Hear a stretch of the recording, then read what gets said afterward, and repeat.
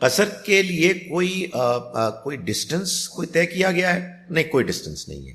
یہ بھی ہمارے ہاں ایک پوائنٹ آف ویو بن گیا کہ جب قرآن مجید نے کہہ دیا، جیسے ابھی سوال کیا نا کہ اسراف کی کیا ڈیفینیشن ہے، تو میں نے کہا جی کہ کوئی قرآن نے کچھ بیان ہی نہیں کیا، نہ نبی صلی اللہ علیہ وسلم نے کچھ فرمایا. اسی طرح سے کوئی قصر کے بارے میں بھی نہیں بتایا سوائے اس کے کہ آپ سفر میں ہیں. سفر کیا ہوتا ہے یہ ہم سب جانتے ہیں، سفر کیا ہوتا ہے. آپ جب محسوس کریں کہ آپ سفر میں ہیں تو آپ قصر کر سکتے ہیں. ہمارے ہاں دو چیزیں کر دی لوگوں نے، سفر کو طے کر دیا کہ وہ کیا ہوتا ہے. اور وہ کیسے طے کیا؟ انہوں نے نبی صلی اللہ علیہ وسلم کے مختلف اسفار میں جو ڈسٹنسز تھے وہ ناپنے شروع کر دیے. ایک مرتبہ آپ وہاں گئے تو آپ نے قصر کی، اور آپ ایک مرتبہ وہاں گئے. بھائی اگر دین میں کوئی چیز ڈیفائن کرنی مطلوب ہوتی تو خود کر دیا جاتا.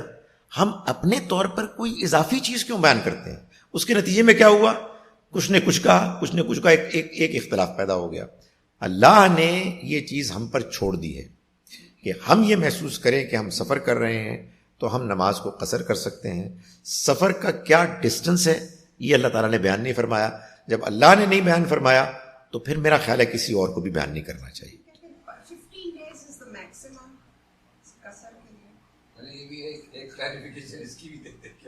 15 ڈیز کے بارے میں بھی یہ ہمارے یہاں فقہ میں ہے کوئی، جی وہ فقہ کی بات کر رہے ہیں.